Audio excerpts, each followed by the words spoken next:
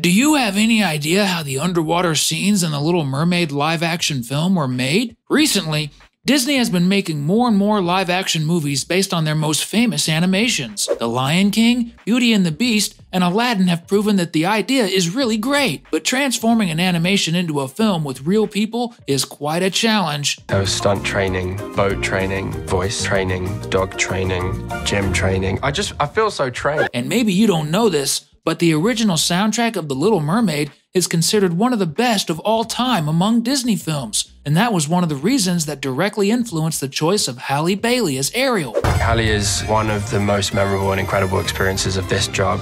So talented, she's amazing.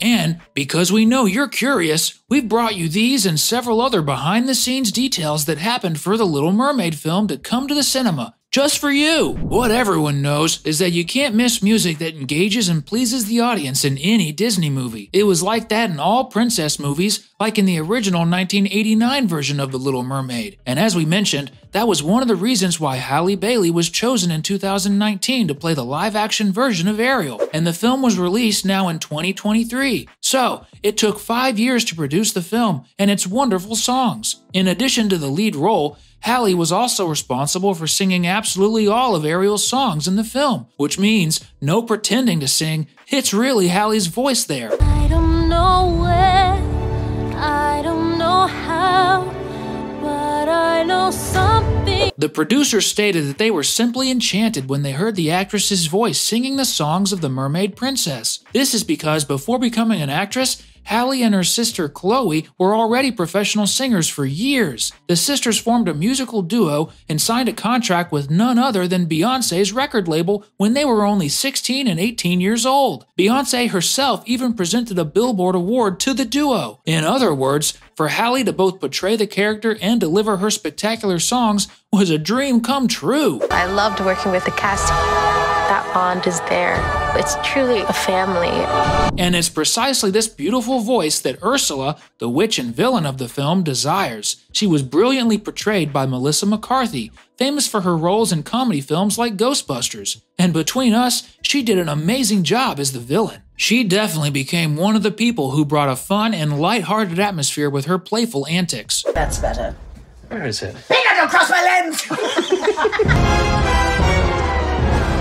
Another thing the film demonstrated is the incredible chemistry between Jonah and Halle, or should I say, between Eric and Ariel when they were performing on the film sets. That became very easy to notice during the film, as the two fit perfectly into their roles and performed so well that it almost seems like they are a real couple.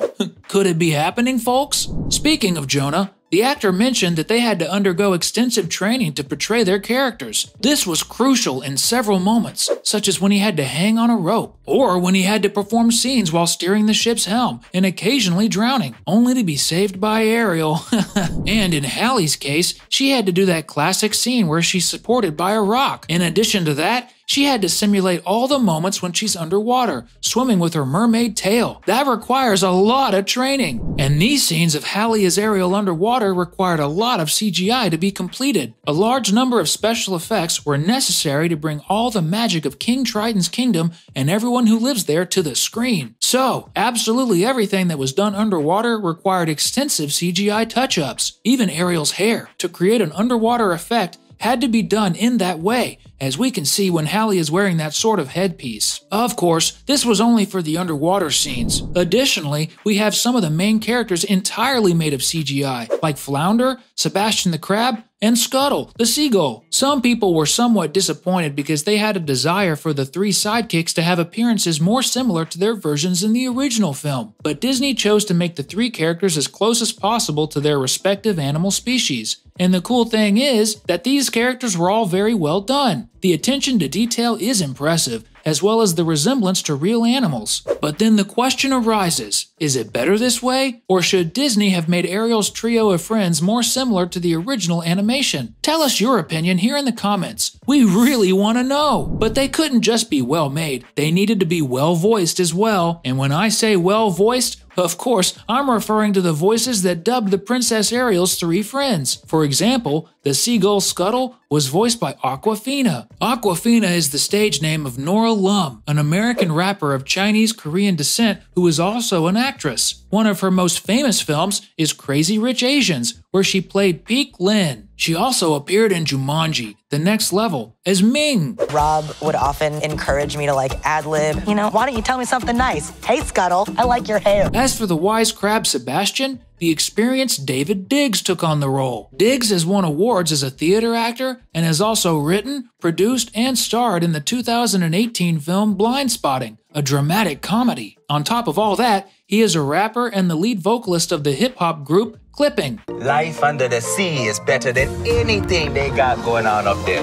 This is the coolest thing I've ever been a part of. And Flounder was voiced by the young Jacob, who is only 16 years old. Jacob is a Canadian actor who gained a lot of success in the film Room in 2015. But most notably, he portrayed the character Augie in the film Wonder in 2017. An excellent film, by the way. In addition to all these details, such as Ariel's hair and tail, as well as the main characters entirely in CGI, many other parts, like King Triton's fish cape, and especially the fish and animals that appeared during the songs, required intense CGI work. For example, when some people had to be completely dressed in blue and then transformed into turtles. Seriously, Disney's CGI was spectacular. Really well done. But even with all the special effects, we have to applaud the film's costumes. And no, we're not talking about the Mermaid world where they only wear small tops, but rather the parts that were filmed on the surface. All the beautiful dresses that Ariel wore and Prince Eric's clothes were designed and created by Colleen Atwood. And we have to say, the costumes were truly enchanting. Colleen is simply one of the best costume designers today. She worked with Rob Marshall, the film's director, on Chicago, where she won the Academy Award for Best Costume Design, the first of the 4 she would win. The cool thing is that she also won for Alice in Wonderland in 2011,